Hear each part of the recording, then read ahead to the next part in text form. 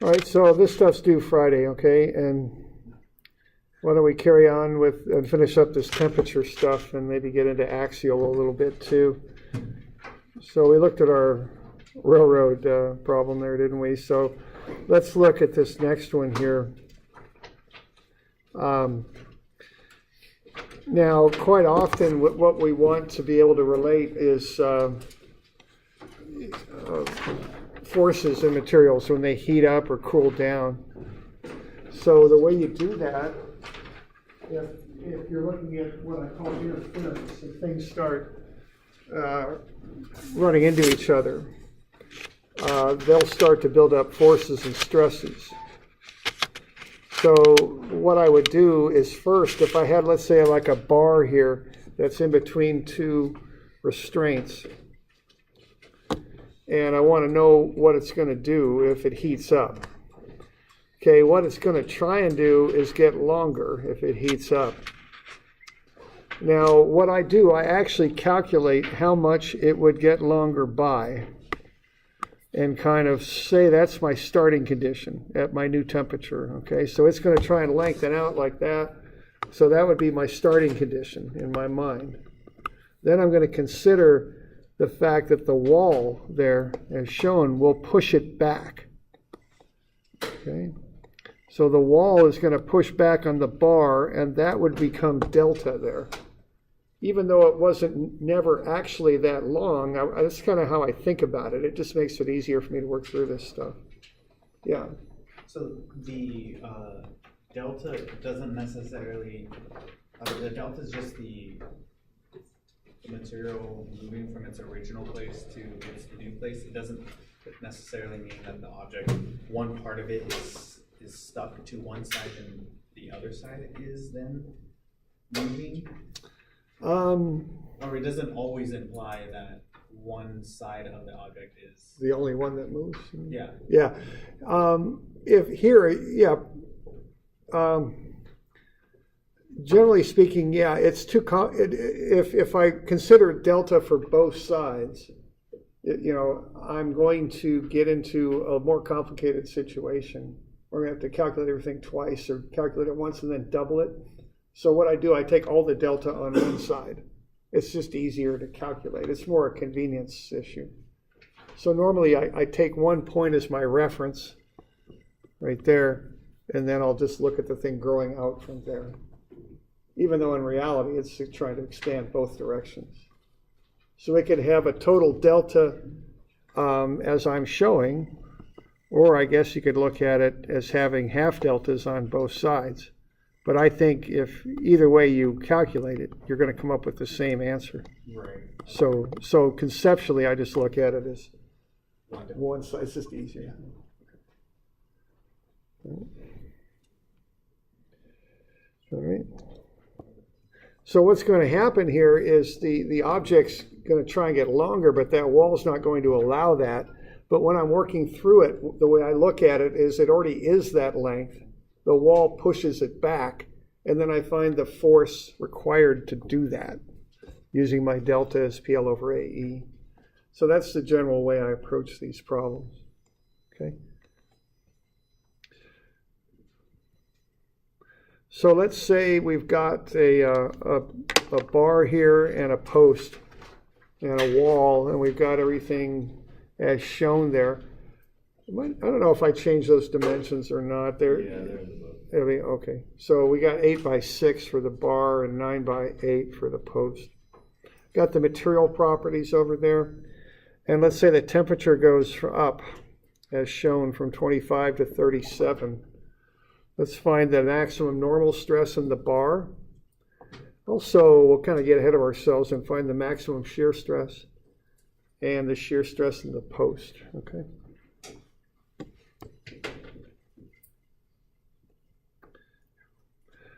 So I'd start off just by doing the generic stuff. I need the areas if I'm going to work with load and stress. So I find the areas of the post and the bar.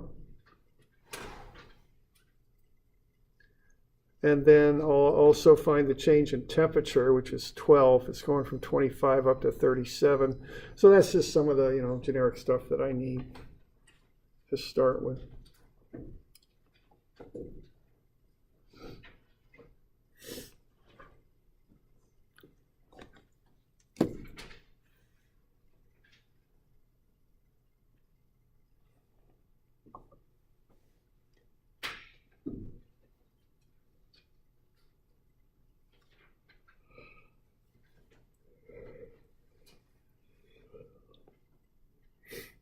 Okay, so 0.0048 meters squared for the area of the bar, 0.0072 meters squared for the area of the post, and the change in temperature is 12. Okay.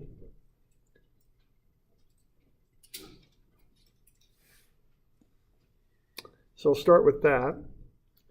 Now the next thing I'll look at is what happens as it gets hotter. It's going to get 12 degrees hotter. I've got alpha there, so I can find the strain that's going to occur. Okay. So alpha or epsilon is the strain. That's alpha times delta T. Okay. So if I take alpha times 12 degrees C, I'll get the strain. Okay. So alpha is 0.0005 per degree C is what that means there. That means for every degree C, you've got 0.0005 strain. Remember, strain is unitless, okay? So when I multiply the 0.0005 times 12, I get 0.006. That's the strain. So what this thing's going to try and do is get 0.6% longer because it's getting hotter here.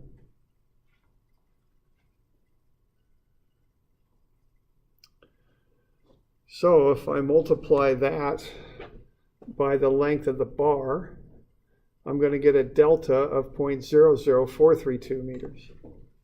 So what this bar is going to try and do is get 0.00432 meters longer. Okay. But it's got a wall and a post in the way, so that's not going to happen. But that's what it's trying to do. So in my mind, what I think is it is that much longer, and in this case, I'll have the post will push back on it. Okay.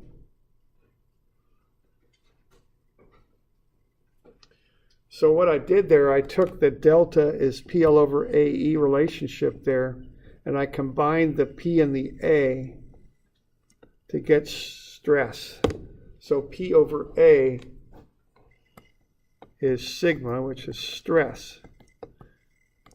Okay.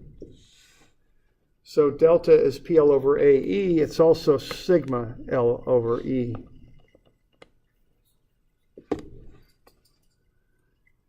And then when I got that, I back solved for sigma, the stress. It's delta E over L.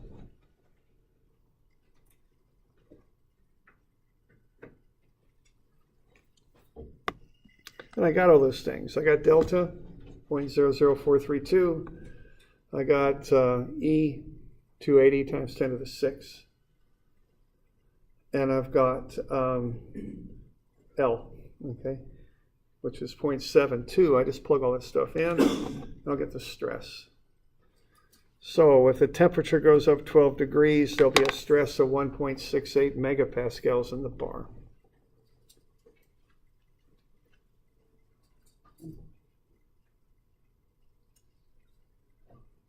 Assuming that the post and the wall are equal.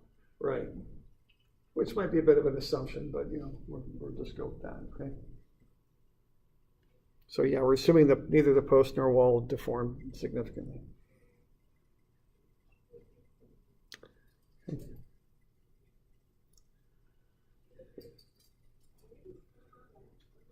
So we got any questions on that?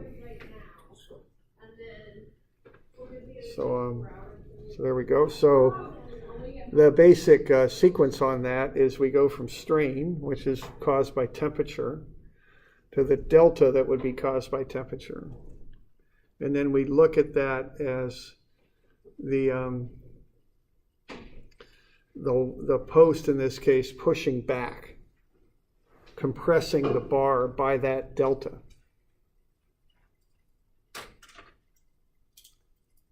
And then using delta is PL over AE with P over A being sigma.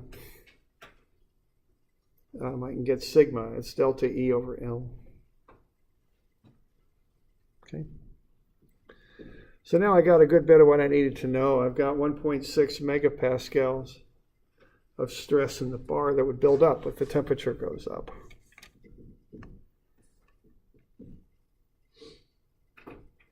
Question. Yeah. So do you know of any kind of mechanisms or uses where people have, this seems like a large force that we've developed here, with a relatively small temperature change of a relatively short bar. Mm-hmm. Do you know of any like machines or anything that use that to use the thermal expansion to push on things? I don't know any machines that utilize this. It may not be the most efficient way to generate a push, you know. The heat is generally not a real efficient energy transfer. You know, it's usually a loss quite often. So, but no, maybe there is such a thing, but I don't know. I'd say it is a factor in some situations. Like we used to have these huge stainless steel pins with really tight tolerances for lifting. You know, we freeze them and then take a torch and heat the eye up before so you pin would slide in there because it's so tight. Otherwise, you're taking like a hydraulic press and pressing it in. Yeah, sure, okay. Or getting one out also. Yeah. You choose an alternative to press it. Yeah. Okay. Yeah, in like heavy industrial, like one-off situations where you just don't have the press to like get in that area or something. Yeah, I used to do that with cylinder sleeves and diesel motors. Right. We actually used to use dry ice to freeze the sleeves so they just drop right on in. Right, and that's like a sensitive piece, piece of metal that you couldn't press or hammer. You wanted to just slide. Well, they made special presses, but we don't want to buy a $3,000 piece of equipment for it. Oh, that's pretty good. Yeah, no, that's something you get into, you know, when you're doing engineering. It's not always about crunching numbers. It's just knowing how things act and, oh yeah, I could do this or I could do that. It's kind of interesting that way. It's not always, in school, it's quite a bit emphasizing the calculations, but sometimes it's just about a knowledge and figuring out how to accomplish something, you know.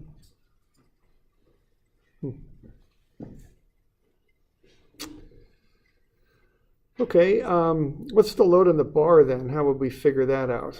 We got the stress, so how do we back into the load?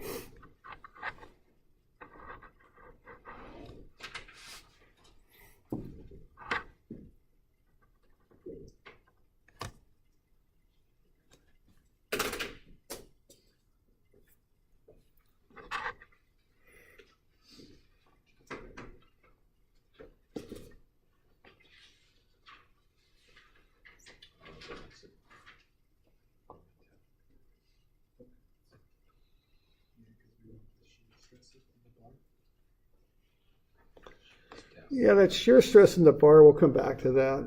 We haven't really got far enough yet to do all that.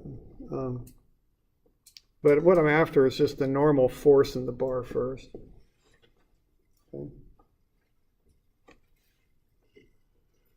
So that's just the sigma. Yeah, sigma. And then to get the force, you factor the sigma up, right? By the area, okay.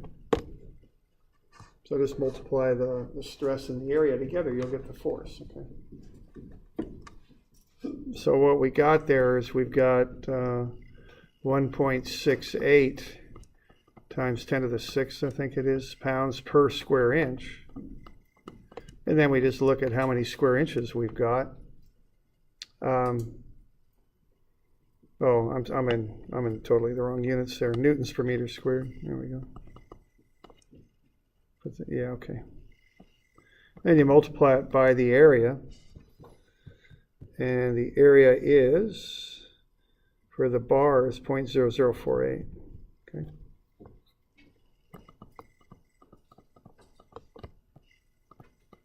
So if you multiply that out, you'll get 8,064 newtons. So that's the force in the bar.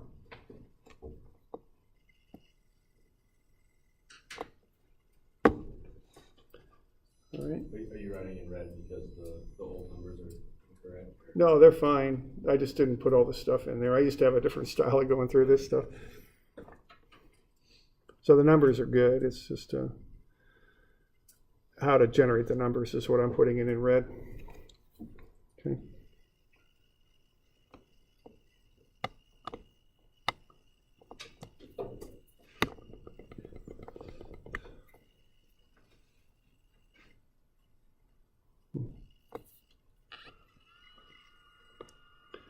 Okay, so we've got the force now. So that's the force in the bar, okay? So if that's the force in the bar, what's the shear force in the post?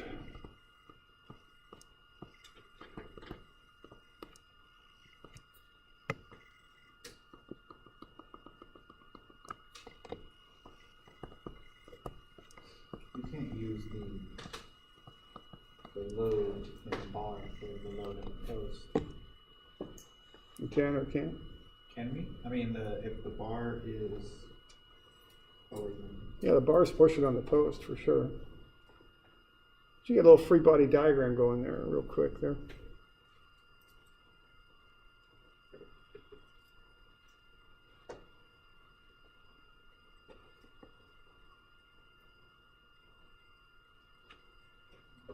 use them. P4 divide that by the area. That's stress when we divide by area. We got the force pushing on the post. You want shear stress. Yeah, I want to get the shear force first as a step to, and we are going to divide the area of the post out to get the stress. But what's the shear force in the post?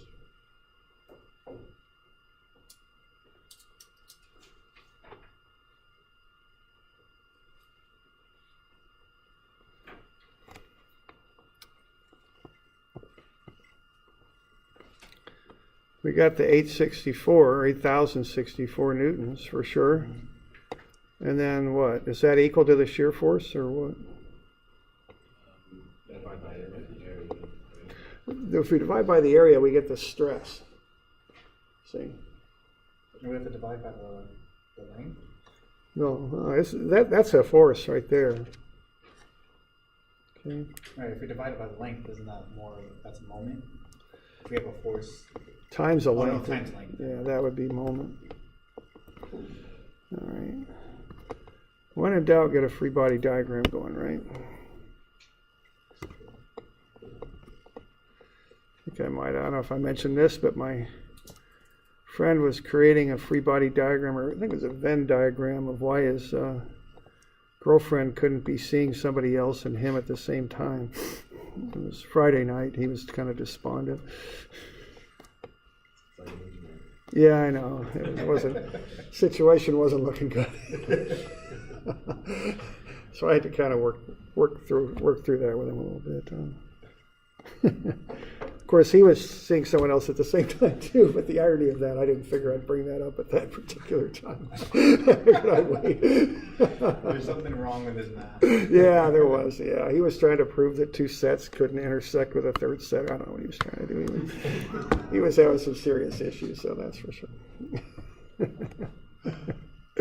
I remember thinking, man, we got a little distance to go on this one tonight. I think we're going to have to figure this one out. But anyway, we made it. They got married. They're doing good. They're doing fine. So I know you guys are worried about that. So I just yeah. Yeah. Does she know about this math? I don't know, but I don't know. Yeah, maybe she's watching this lecture. I don't know. Taking your boss. Yeah, no, I don't know. She's a. Yeah, I should keep this under wraps. Yeah, I know. Well, no names were used. Yeah, it's true, but I'm sure you could figure it out. Okay, so when in doubt, do a free body diagram, right? So what we do, we draw a boundary around what we're going to deal with. There's the boundary, and we got to cut through that post twice, don't we? Mm-hmm. So here's the shear force in the post. It's not V, it's 2V. Mm-hmm. So we're going to have negative 8064 plus 2V, okay, is 0. So what V isn't 864, it's half of it, because the post is connected on both sides. So the shear force isn't 8,064, it's half of 8,064. It's 4,032. Okay. Because basically what that force is trying to do is push a whole section of that post out. It's going to have to fail on both sides. for that failure to occur. So we get a shear force on top, one on bottom. Okay.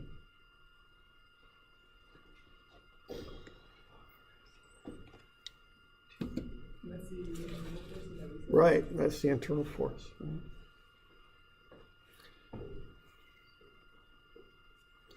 Right. I mean, is that just something that we need to know?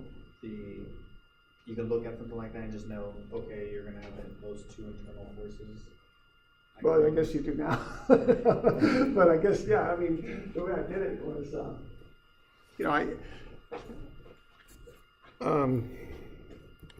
I just drew a free body diagram, right?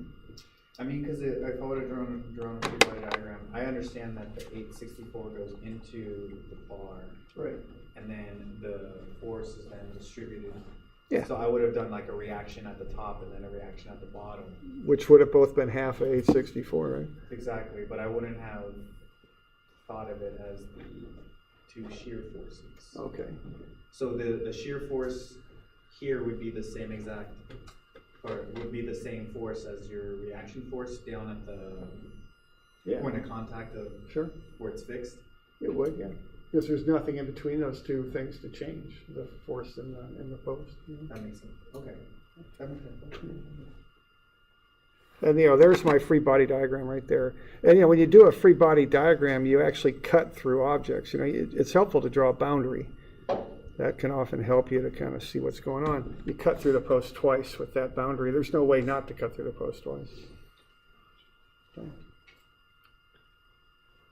All right, so you can just take that number and divide out the area, and you'll get the shear in the post. All right. So we got the shear in the post, and we got the normal stress in the bar, and the force as well. Okay.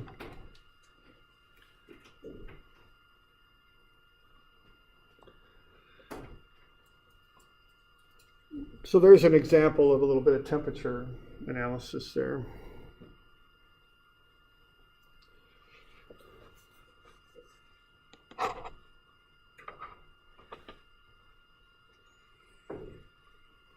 Okay.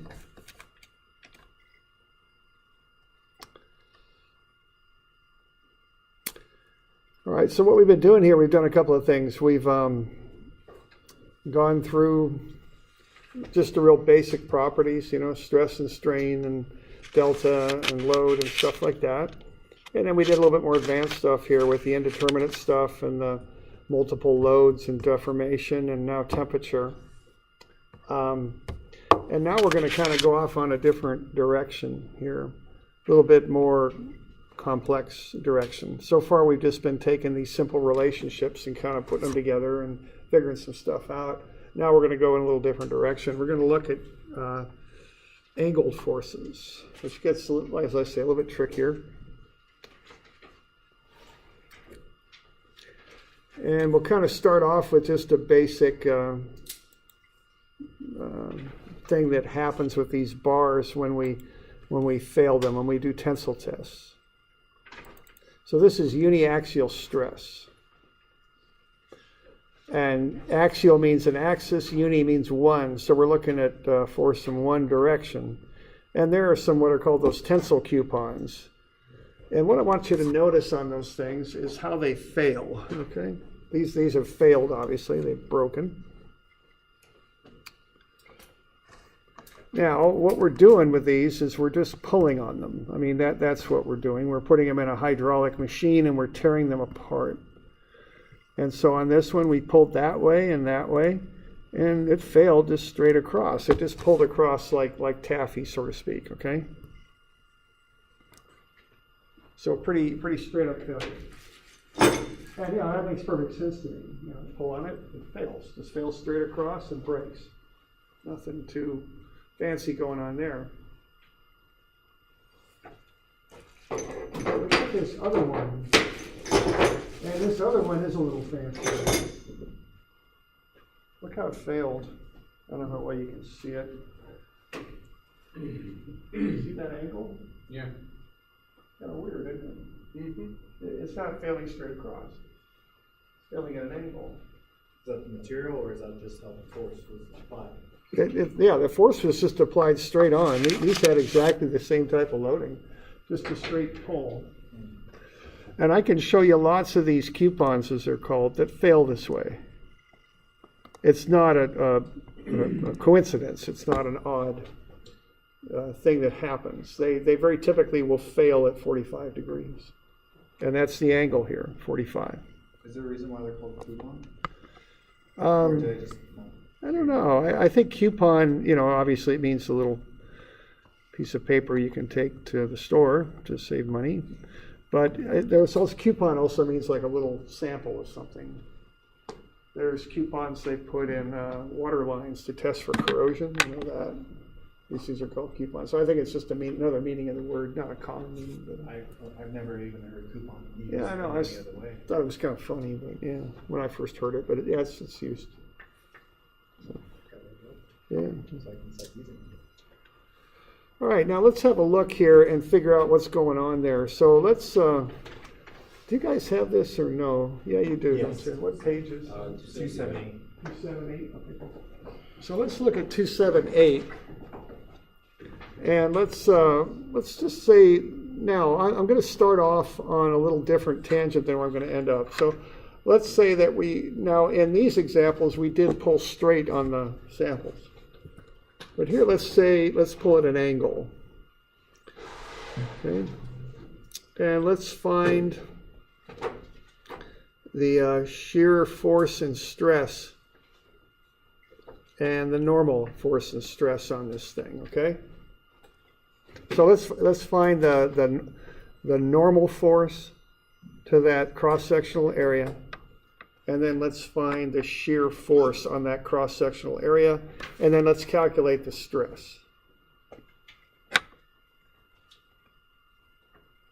So the sectional area shouldn't change. Correct. Right. It's pretty straight up, isn't it? And this is just, just a little bit of trigonometry on this one. That's all we're doing.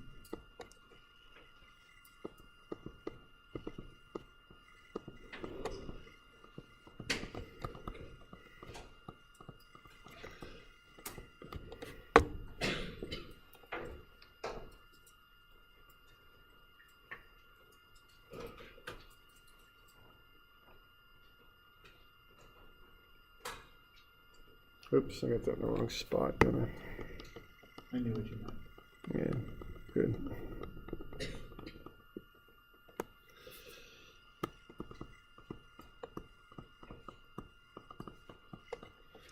Okay.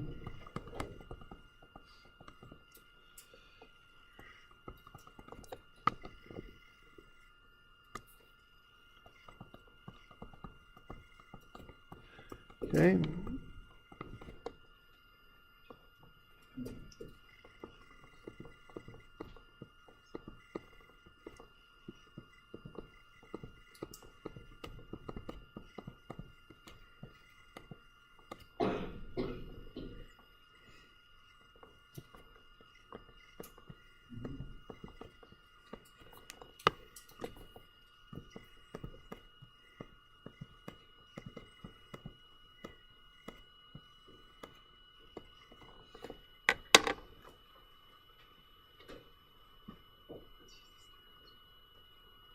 Okay, so just doing a bit of trigonometry there. And what I'm doing, I'm breaking that load down into its components, right? You all remember this stuff? Yes. You do, right? You good on that? Bit of right angle trig. So what I'm doing, I'm using that as the hypotenuse, and I'm breaking it into two components. So the one parallel to the surface is 250, and the one normal to the surface is 433. Okay. And this is only because our, let's say, we'll just call it a column is vertical. If it was horizontal, then our y component would be a more likely or definition. Or It's shear. Or shear. Yeah, right. Right. It's just all about how they're oriented to each other. Yeah, for sure. Okay, we good? And then we just divide out the area and get the stresses.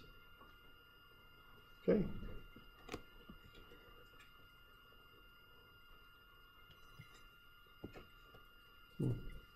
I didn't make that, yes, oh, okay. Wow, I didn't notice that. V and P were I thought they were interchangeable. Well, I'm using P to mean normal load and V to mean the shear load. You know, Okay. that's what I'm meaning. Okay. But if we put it on an exam, we put P for everything. You could, yeah, you can call them whatever the heck, you know, it's not a big deal, yeah. I just did it because I had I wanted to kind of have you calculate the two different forces, so I used P and V, you know. That's all, it's not what letter you use really isn't that big.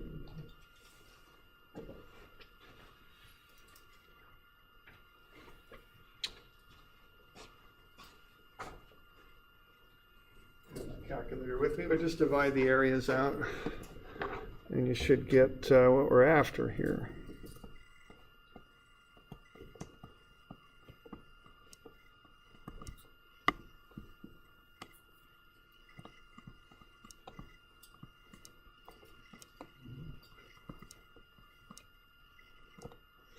So what do we get? 10,000. This one? 104,167. Okay. And that's pounds per inch squared? I don't know. Or newtons per meter squared. Oops, Yeah. my bad.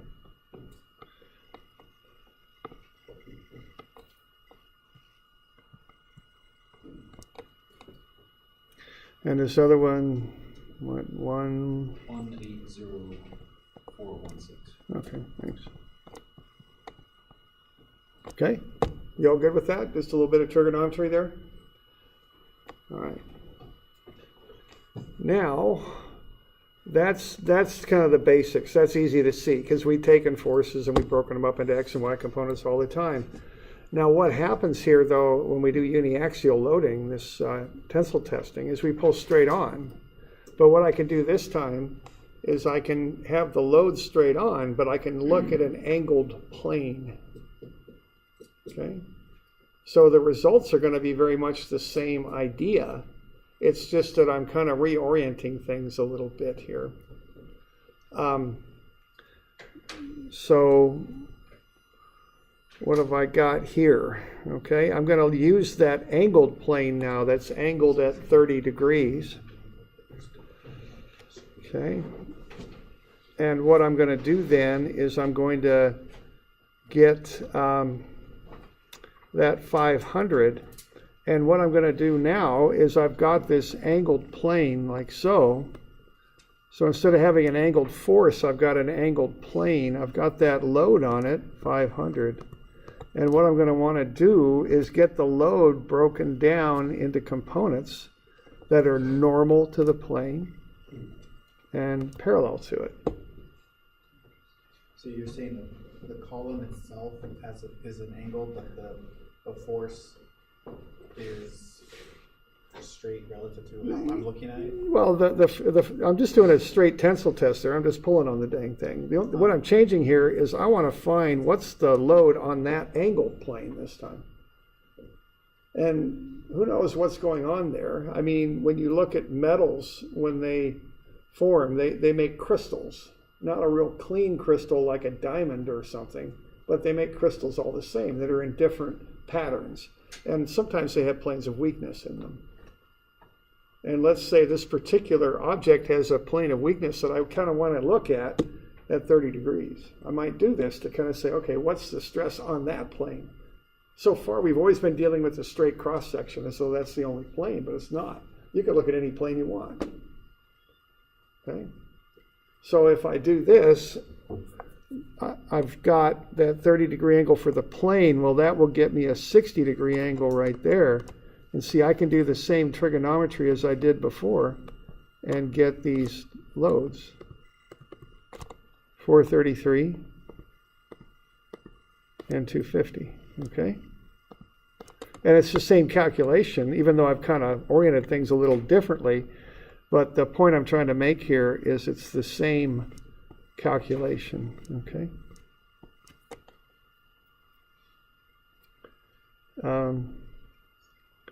So that would be sine of 60 times 500. and that's 433, just like before. And then cosine 60 times 500, and that's 250, okay?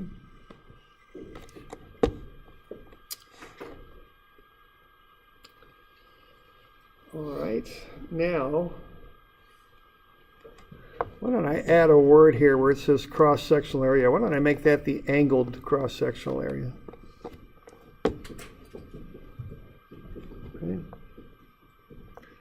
We doing all right? For PED, could you use, for that top one P, could you go 500 maybe times cosine 30, so 430? Yeah, sure. Yeah, you could do it either way. Okay. All right. I got a right triangle there if I look at that thing from the side. See, my plane goes up like that, and then I've got that 90-degree angle in there. So if this is my hypotenuse, and this is 30, and this is, call it x, x is equal to cosine 30 times the hypotenuse, right?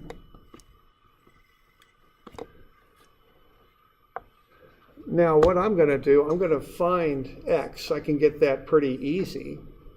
I want to figure out what the hypotenuse is. So the hypotenuse is going to be x over cosine 30. You all good with that?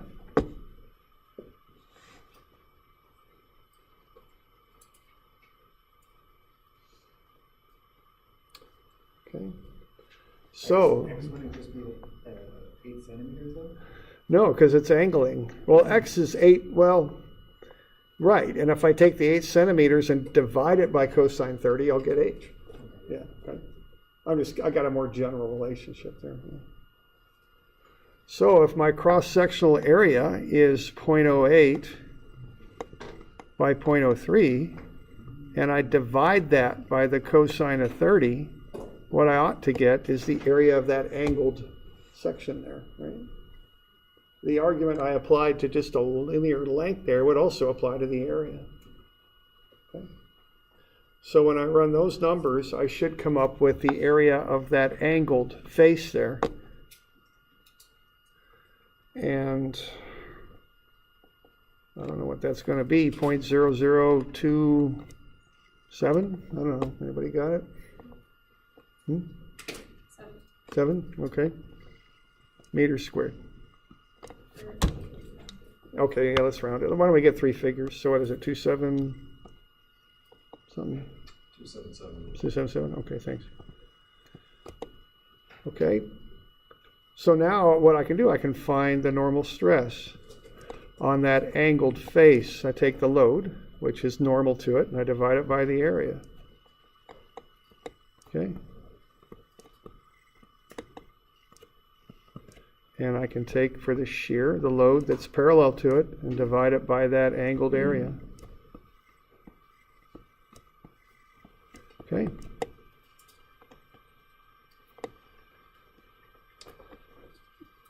So the point here is that that we've been dealing so far with the standard cross-sectional area, but you can look at any face you want at any angle to find stresses. If in this particular bar, if we're just using the standard cross-sectional area, there's only normal stress on that face. It's just the 500 Newton load divided by the area. But if we start looking at angled faces, we start picking up normal stress and shear stress, both. Okay? So you could look at any face you want at any angle and analyze it. Okay? Can we get the numbers written down here just so we got them? What did that come out to be? Sigma was 156,245. Okay. Newtons per meter squared. Yeah. And then the other one is? 90211. Thanks. Okay. Okay.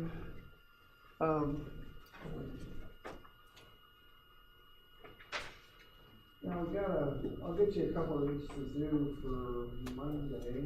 270 172, and then, what's the number of these things?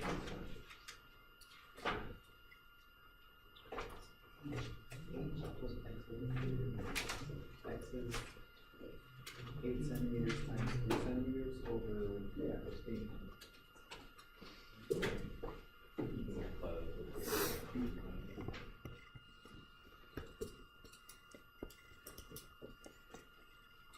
Yeah, but isn't just the X length just 8 centimeters? I'm not seeing where you're getting the why you're multiplying 8 times 3 centimeters. Because I want to deal with areas. I So built the formula just using lengths, just to kind of show you how it worked, but then I applied it to area. Because really what I want to know is what's that cross section, that angled area going across the bar. So it's the area divided by the angle. Yes, cosine of the angle.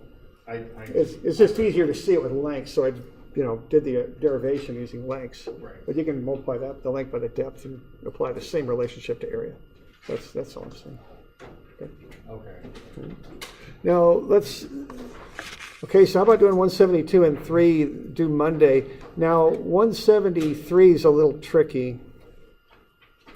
Okay. That's kind of a combination of a temperature problem plus a statically indeterminate problem.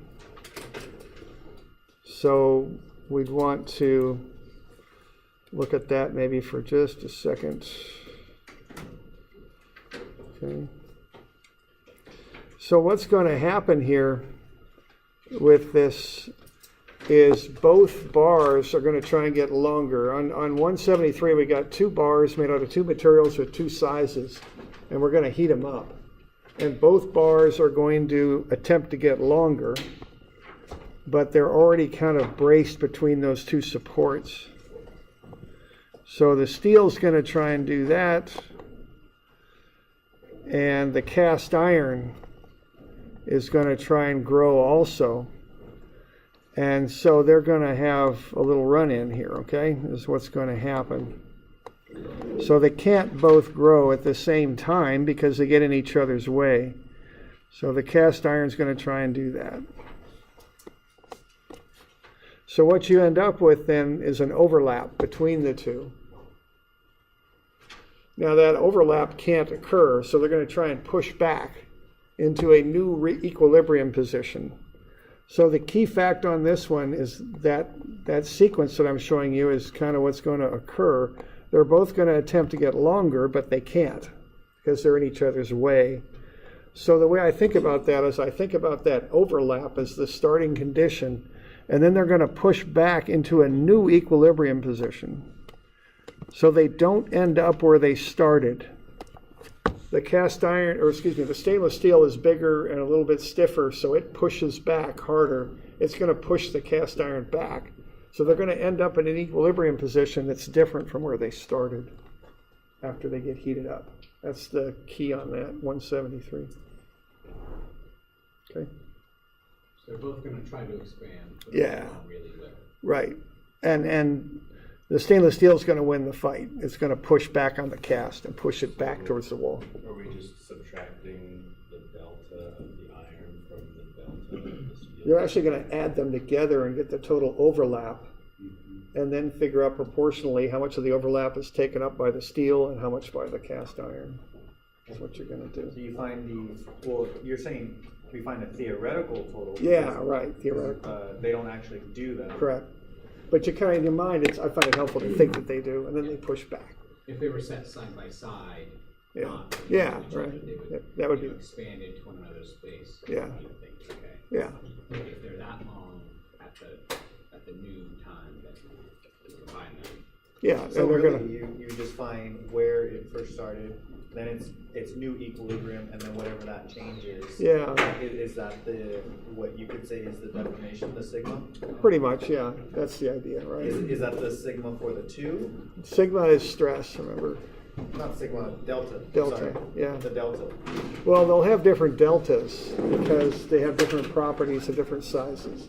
But the sum of the 2 deltas is going to equal that theoretical overlap. That's the key to solving that. It's a little tricky.